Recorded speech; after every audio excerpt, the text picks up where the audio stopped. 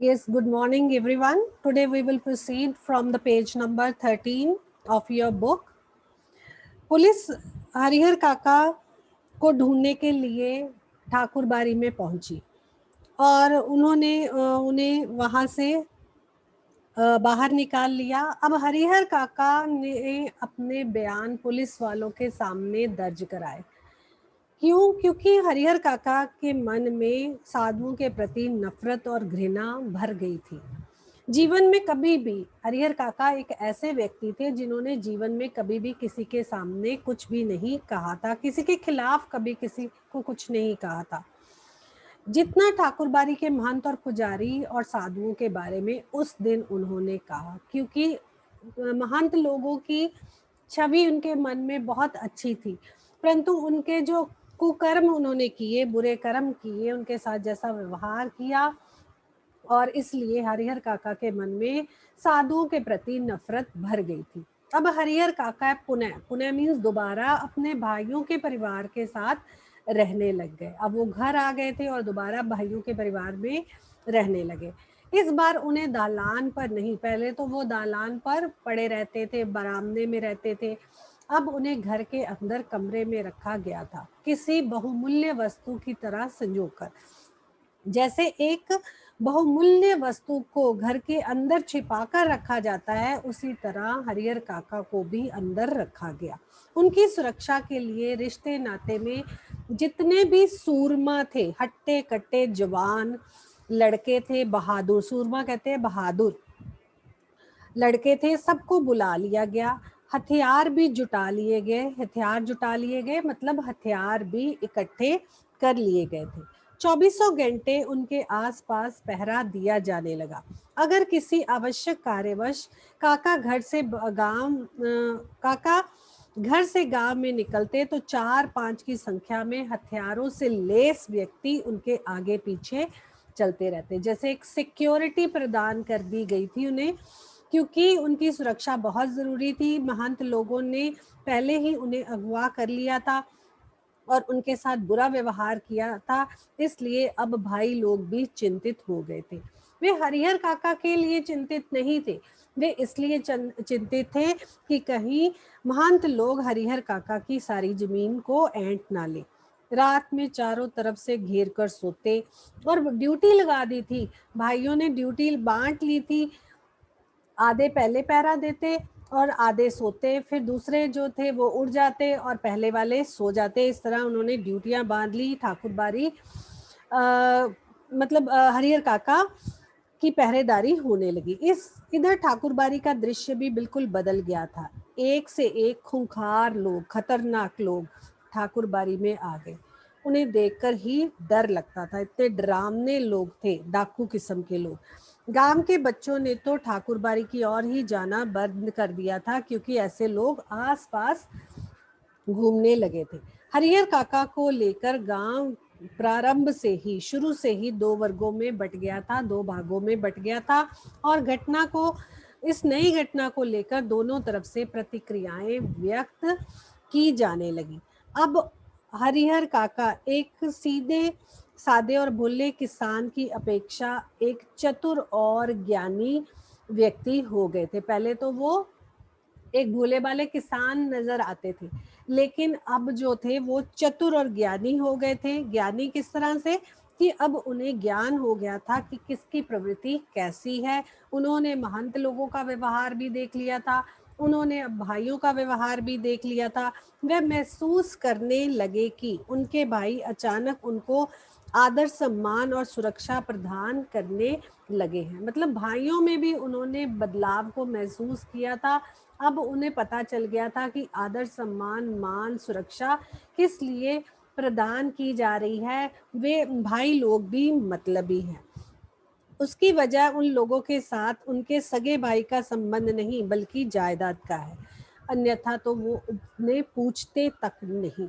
इस गांव में जायदादहीन भाई को कौन पूछता है? हरिहर काका कहते हैं कि अगर उनके पास जायदाद ना होती तो शायद उन्हें वे भाई भी ना पूछते। हरिहर काका को अब सब नजर आने लगा। महंत की चिकनी चुपड़ी बातों के भीतर की सच्चाई अब वो जान गए थे। चिकनी चुपड़ी बातें, मीठी मीठी बातें। वो सब कुछ अब हरिहर काका को पता चल गया था, ज्ञान उन्हें हो गया था।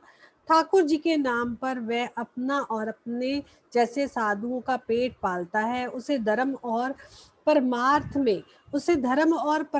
में कोई भी मतलब नहीं है। और वो कहते हैं कि निजी स्वार्थ के लिए, अपने स्वार्थ के लिए साधु होने और पाठ करने का ढोंग उन्होंने केवल रचाया हुआ है। परमात्मा में उनका कोई ध्यान नहीं है। उन्हें अपने आने वाले कल की कोई चिंता नहीं है कि वो स्वर्ग लोक में जाएंगे या नरक लोक में जाएंगे। वह केवल मतलबी लोग हैं और मतलब के कारण ही वे लोग जो है उसके उनके साथ ऐसा व्यवहार कर रहे थे। उसके बाद वो बताते हैं कि साधु के बाने में, साधु के पहनावे में, बाना मतलब किसे कहा जाता है, बाना पहनावे को कहा जाता है कि साधु के बाने में वे लोग जो थे वो पखंडी थे और पखंड कर रहे थे धर्म के नाम पर। लोभी, लालची और कुकर्मी थे। कुकर्मी किसे कहा जाता है? कुकर्मी जो बुरा कर्म करने वाले लोग हैं। छल, बल, कल मतलब छलावा था, शक्ति का प्रयोग था, और कल मतलब अस्पष्टीकरण था कि वो कोई भी ढंग अपनाकर, कोई भी युक्ति अपनाकर अपनी बुद्धि का इस्तेमाल करे कि किसी भी तरह धन अर्जित कर बिना परिश्रम किए आराम से रहना चाहते थे। और वो काम धाम नहीं करना चाहते थे, लेकिन धन जो है वो ऐंठना चाहते थे। घृणित इरादों को छिपाने के लिए, उनके जो बुरे इरादों को छिपाने के लिए ठाकुर बारी को इन्होंने एक माध्यम बनाया था। और वे ठाकुर बारी में धर्म के नाम पर लोगों से धोखा कर रहे थे। ऐसा माध्यम जिस पर विश्वास ना किया जा सके। वो कहते हैं कि ये अविश्वास ना किया जा सके, क्योंकि लोग जो हैं वो धर्म के प्रति अंधविश्वास रखते हैं और धर्म के नाम पर तो कोई शक भी नहीं करता।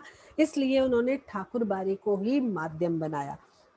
इसलिए हरिहर काका के मन ने मन ही मन ये तय कर लिया, ठान लिया कि अब महंत लोगों को पास फटकने नहीं देंगे, उन्हें पास नहीं आने देंगे। साथ ही अपनी जिंदगी में अपनी जायदाद अपने भाइयों को कभी भी नहीं लिखेंगे, अन्यथा वह भी दूध की मक्खी हो जाएंगे। दूध की मक्खी हो जाना एक मुहावरा है, अर्थात बेकार वस्तु हो जाएंगे। लोग निकाल कर उन्हें फेंक देंगे, कोई उन्हें पूछेगा तक नहीं, और बुढ़ापे का दुख बिताए नहीं बीतेगा। अब उन्होंने मान लिया था, ठान लिया था कि अब वो जीते जी अपनी जायदाद किसी भी व्यक्ति को नहीं देंगे, चाहे वो साधु संत हो, चाहे वो भाई हो। लेकिन हरिहर काका कुछ सोच ही रहे थे और वातावरण कुछ दूसरा ही तैयार हो रहा था। ठाकुर बारी से जिस दिन उन्हें वापस लाया गया था, उस दिन से उनके भाई और रिश्ते नाते के लोग उन्हें समझाने लगे थे। विधिवत होता है कानून के अनुसार, अपनी जायदाद वे अपने भतीजों के नाम लिख दे। जब तक ऐसा नहीं करेंगे, तब तक महंत लोगों की गिद्ध दृष्टि बुरी नजर उन लोगों पर लगी रहेगी।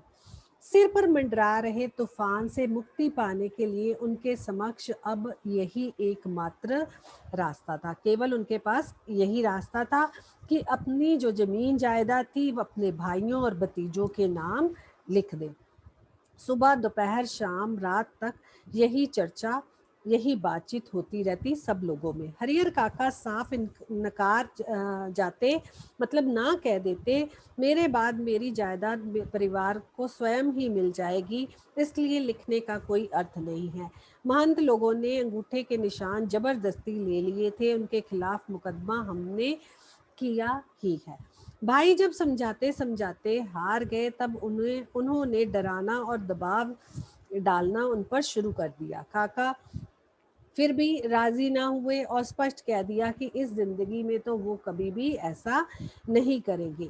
बस एक रात, अब भाई लोगों ने उनके साथ एक रात बहुत ही अभद्र उनके साथ व्यवहार किया। क्या किया? वह भाइयों ने भी वही रूप धारण कर लिया जो रूप महंत लोगों ने उनके साथ धारण किया था।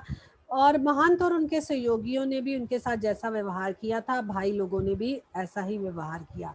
हरिहर काका को अपनी आंखों पर विश्वास नहीं हुआ कि क्या ये उनके ही सगे भाई हैं। उन्हें वही अपने सगे भाई जो उनकी सेवा और सुरक्षा के लिए तैयार रहते थे, अब उन्हें अपना अभिन्न समझते थे, अपने से अलग नहीं समझते थे, जो उनकी नींद ही सोते थे, जागते थे, हथियार लेकर उनके सामने खड़े हो गए और कह रहे थे सीधे मन से कागजों पर जहां जहां जरूरत है अंगूठे के निशान लगा दो, निशान लगा दो, अन्यथा मारकर यही अंदर घर के अंदर ही गाड़ देंगे।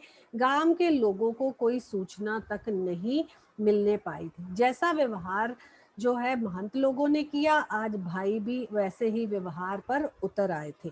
अगर पहले वाली बात होती तो हरिहर काका डर जाते।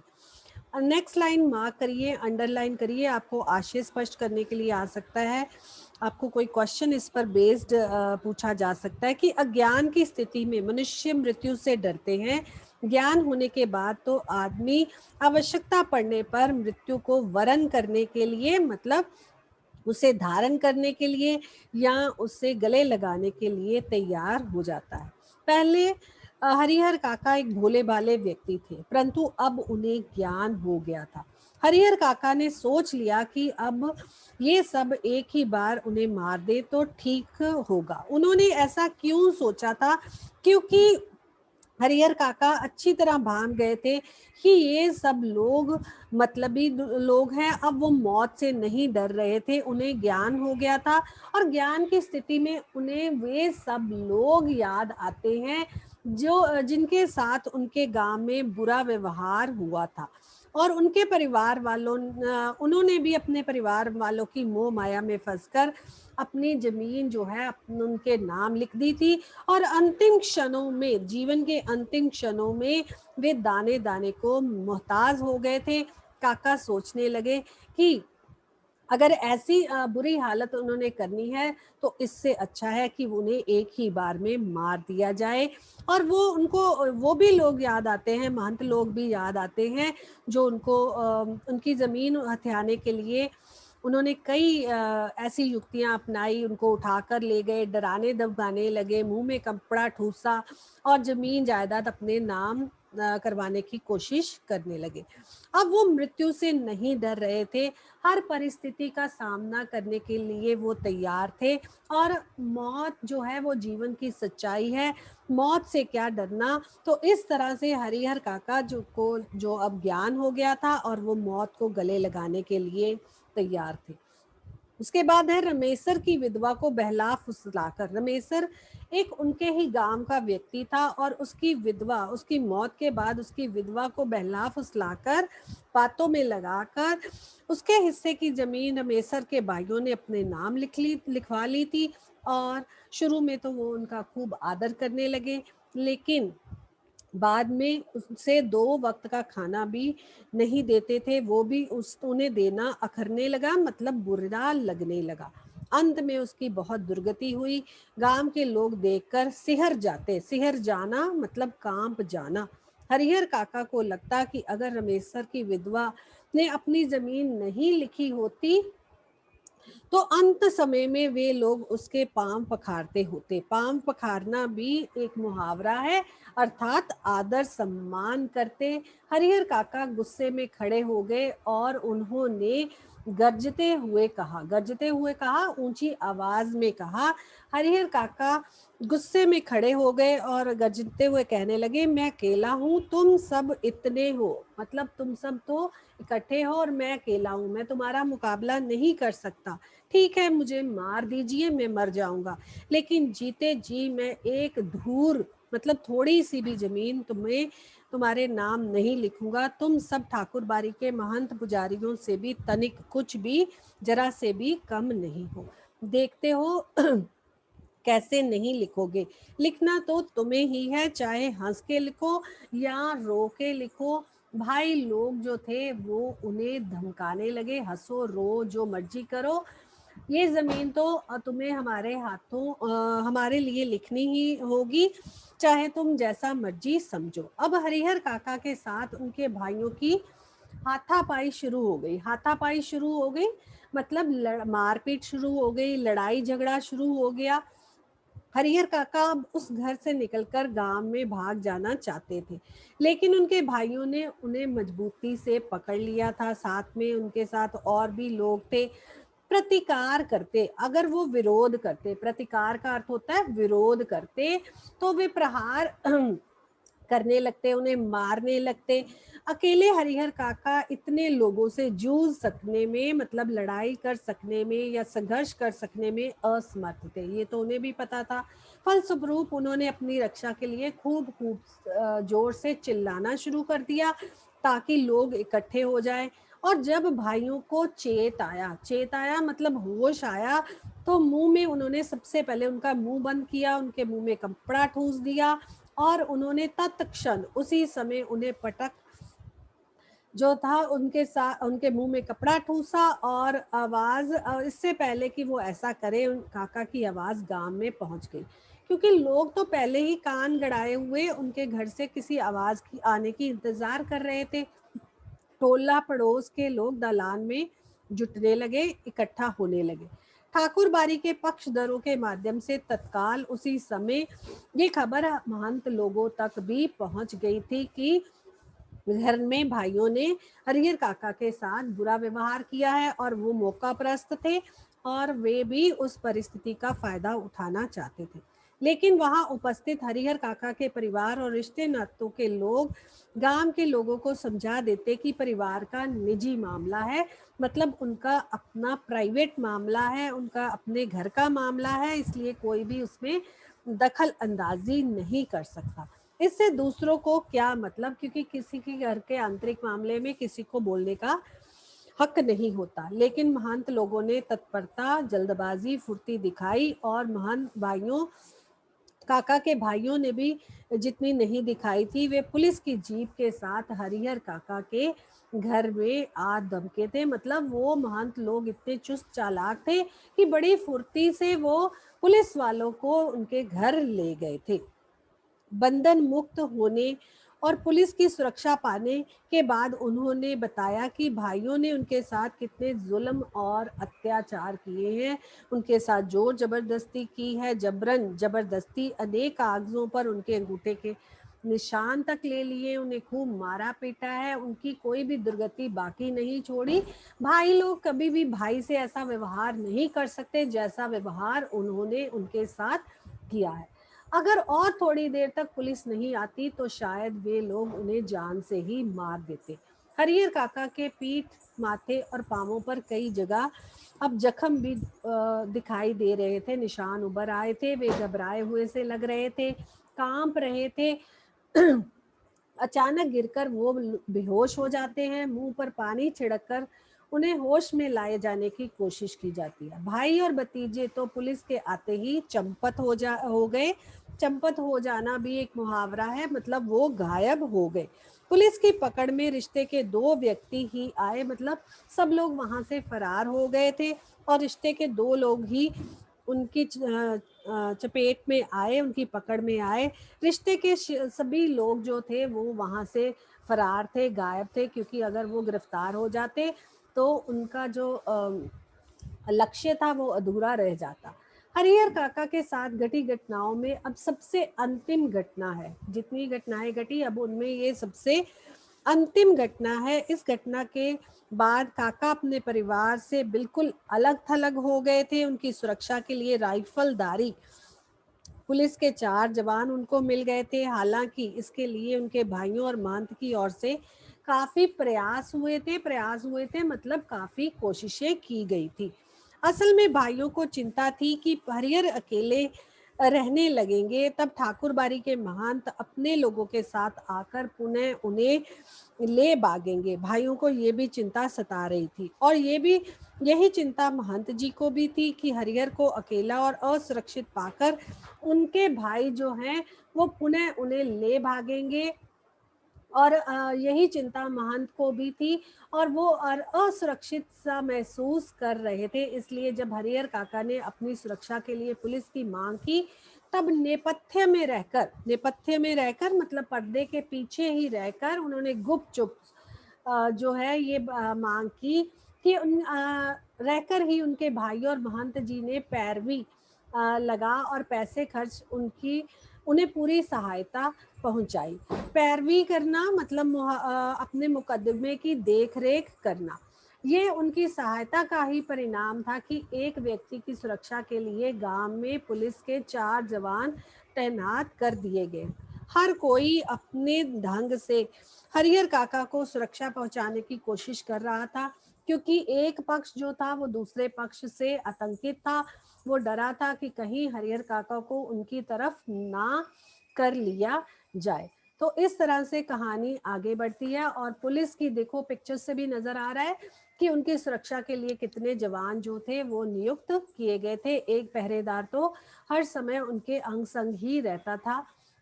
जहां तक मैं समझता हूँ फिलहाल हरिहर काका पुलिस की सुरक्षा में जरूर रहे हैं, लेकिन वास्तविक सुरक्षा जो है वो ठाकुर बाड़ी के लोग ही, ठाकुर बाड़ी के महंत अपने लोगों के साथ आकर Pune, wait a moment, just moment, जहां तक मैं समझता हूँ फिलहाल हरिहर काका पुलिस की सुरक्षा में रहकर जरूर रहे हैं, लेकिन वास्तविक सुरक्षा ठाकुरबाड़ी और अपने भाइयों की ओर से ही उन्हें मिल रही है। क्यों ऐसी लाइनें क्यों यहाँ पर कही गई हैं? पुलिस वाले चाहे सुरक्षा के लिए वहां तैनात थे, लेकिन उन पर नजर गड़ाए हुए ठाकुरबाड़ी के महंत लोग भी थे और भाइयों ने भी कुछ लोग उनकी सुरक्षा के लिए तैनात कर रखे थे, क्योंकि वो मतलब अपनी संतुष्टि भी चाहते थे कि कहीं सुरक्षा के बीच में ही ठाकुरबाड़ी के महंत लोग उनसे अपनी जमीन ना लिखवा ले। इधर भाइयों को भी वही खतरा था, तो उन्होंने एक प्राइवेट सिक्योरिटी अपनी ओर से भी नियुक्त कर दी थी। ठाकुरबाड़ी के संत और साधु संत और काका के भाई इसके प्रति पूरी तरह सतर्क थे। सतर्क होना मतलब सावधान होना।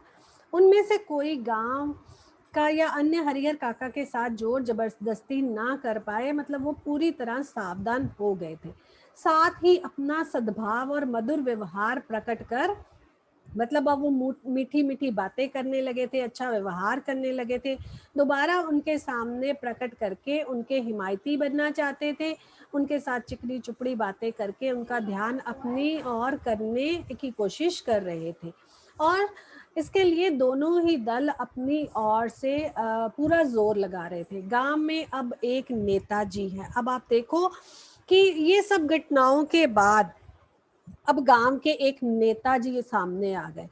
वे ना तो नौकरी करते हैं और ना ही खेती बाड़ी, ना ही उनकी घर गृहस्थी है, परिवार है, फिर भी 12 महीनों मौज उड़ाते हैं। जैसे कि नेता लोगों का व्यवहार होता है कि वो काम धाम नहीं करते, केवल नेतागिरी करते हैं। कोई खेती बाड़ी भी नहीं, जमीन भी नहीं है, और फिर भी ना जाने कहाँ से उनके पास मौज करने के लिए धन आता है। राजनीति की जादुई छड़ी उनके पास है। उनका ध्यान हरिहर काका की ओर जाता है। अब उनके ध्यान में हरिहर काका आ गए और उन्होंने सोचा कि क्यों ना, अब भाई भी खिलाफ है और महंत लोग भी खिलाफ हैं, तो इसका फायदा उठाया जाए। वे तत्काल गांव के कुछ विशिष्ट मतलब विशेष लोगों के साथ उनके पास पहुंचे और उनके सामने ये प्रस्ताव रखा कि उनकी जमीन ने हरिहर काका उच्च अपनी जमीन हरिहर काका उच्च विद्यालय के नाम से एक हाई स्कूल खोल दे। मतलब एक हाई स्कूल खोलने के लिए हरिहर काका अपनी जमीन जो है वो दान में दे दे। इससे उनका नाम अमर हो जाएगा और उनकी जमीन का सही उपयोग भी हो जाएगा और गांव के विकास के लिए एक स्कूल भी मिल जाएगा। और इस पर वाहवाही किसकी होने वाली थी? उस नेता की। तो वो हरिहर काका को बहलाने फुसलाने लगे कि अपनी जमीन उच्च विद्यालय, हरिहर उच्च विद्यालय खोलने के लिए दे दी जाए, नाम उनके नाम पर स्कूल का नाम रख दिया जाएगा। लेकिन हरिहर काका के ऊपर तो अब कोई दूसरा रंग चढ़ने वाला नहीं था, मतलब किसी प्रकार का प्रभाव नहीं होने वाला था। रंग चढ़ना, प्रभाव होना। नेताजी भी निराश होकर अब लौट जाते हैं, क्योंकि हरिहर काका जो हैं वो पूरी तरह अपने फैसले पर अडिग हैं। वो अपना फैसला किसी हालत में बदलने वाले नहीं। इन दिनों गांव की चर्चाओं के केंद्र हैं हरिहर काका। आंगन, खेत, खलिहान, सब जगह हरिहर काका की ही चर्चा हो रही थी। हरिहर काका के प्रसंग के सामने उनका कोई अस्तित्व नहीं था। गांव में लोग जहां जा रहे थे, हरिहर काका की बात हो रही थी। और कुछ लोग मतलब संभावनाएं व्यक्त करते हैं कि अब भगवान ही जाने कि क्या होगा क्या नहीं होगा। लोगों में से किसी ने कहा कि अपनी जमीन का उत्तराधिकारी वे नहीं मानते। इस स्थिति में उनके बाद जायदाद का हकदार कौन होगा, एक असमंजस की सी परिस्थिति हो गई थी। लोगों में बहस छिड़ जाती है, लोग आपस में ही मतलब लड़ाई झगड़ा करना शुरू हो जाते हैं, और जिसके मुंह में जो बात आ रही थी वो कर रहा था। लेकिन लोग आशंकाओं को नजरअंदाज कर अपनी पक्षधरता शुरू कर देते हैं, मतलब आने वाली घटनाओं को वो नजरअंदाज करके पक्ष लेना शुरू कर देते हैं। और उत्तराधिकारी ठाकुरबाड़ी को मिलता तो ठीक रहता, दूसरा कहता कि हरिहर काका के भाइयों को मिलता तो अच्छा रहता। हर कोई अपनी राय कायम करने में लगा था। ठाकुरबाड़ी के साधु संत काका के भाइयों ने कब क्या कहा, ये खबर बिजली की तरह गांव में एक ही बार फैल जाती है। खबर झूठी है कि सच्ची, इस पर किसी का ध्यान नहीं। सब लोग उसको नमक मिर्च लगाकर बढ़ा चढ़ाकर आगे मतलब बताते हैं। नमक मिर्च लगाना भी एक मुहावरा है, बात को बढ़ा चढ़ाकर कहना। एक खबर आती है कि महंत जी और हरिहर काका के भाई इस बात पर अफसोस कर रहे हैं कि अंगूठे के निशान लेने के बाद उन्होंने हरिहर काका को खत्म क्यों नहीं किया। बात ही आगे नहीं बढ़ती, मतलब वहीं पर ही सारा मामला जो था वो खत्म हो जाता। फिर दूसरी खबर आती है कि हरिहर काका मरेंगे तो उनके अग्नि उनको आग देने वाला कौन होगा। साधु संत काका के भाइयों के बीच काफी लड़ाई होगी। दोनों ओर से अग्नि प्रदान करने का निश्चय हो चुका था। साधु संत कहते थे कि हम अग्नि दे देंगे, भाई लोग कह रहे थे हम दे देंगे।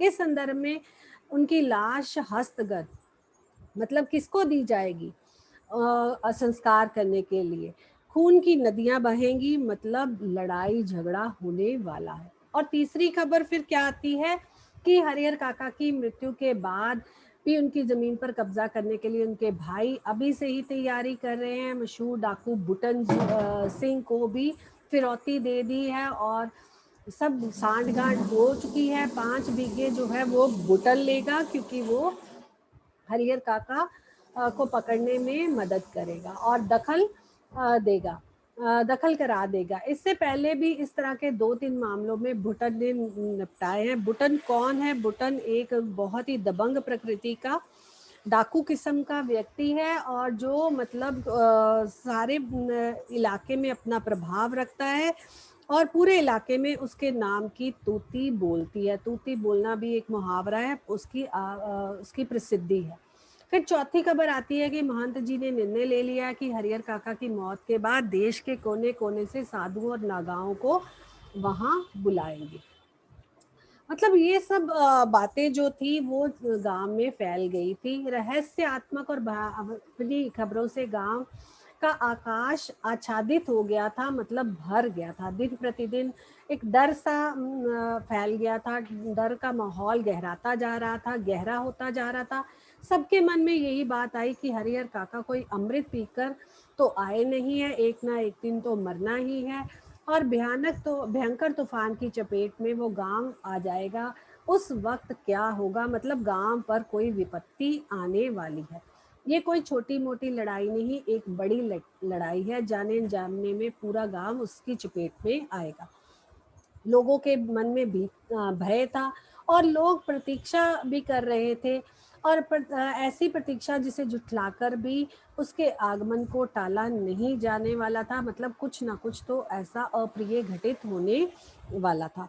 और हरिहर काका तो बिल्कुल मौन हो अपनी जिंदगी के शेष दिन काट रहे थे। एक नौकर रख लिया था, नौकर भी उनकी जमीन जायदाद पर मौज कर रहा था। और जो पुलिस वाले जो उनके आसपास तैनात किए गए थे, वो भी 2 जून हलवा पूड़ी खा रहे थे, कहने का भाव की मौज मस्ती कर रहे थे। पुलिस के जवान हरिहर काका के खर्चे पर खूब मौज मस्ती कर रहे थे। जिसका धन वह रहे उपास, उपास मतलब वो उपवास करे, और खाने वाले करें विलास, विलास का अर्थ होता है मौज मस्ती करे। मतलब जिसका धन था, हरिहर काका वो चिंताग्रस्त थे और कुछ भी नहीं खा रहे थे, क्योंकि चिंतित व्यक्ति का मन भोजन खाने में भी नहीं लगता। तो और उनके धन पर मौज मस्ती करने वाले पुलिस जवान थे। अब तक जो नहीं खाया था, दोनों जून उसका भोग लगा रहे थे, अर्थात खूब मौज मस्ती कर रहे थे। अब बैक एक्सरसाइज में 1 से लेकर 10 तक क्वेश्चंस हैं, 1 से लेकर 10 तक question. These question you have to solve on the notebook, as well as I have given one assignment from this chapter that is to be solved. First and second part I have given to you to solve already. उसके last वाले questions हैं वो आप solve कर लेना। After 2 days I will share answer key of that assignment also in the group. तो आप ये अपना वर्क हॉलीडेज में कंप्लीट करिए। I hope everybody understand. If you have any doubt you can ask me your doubt.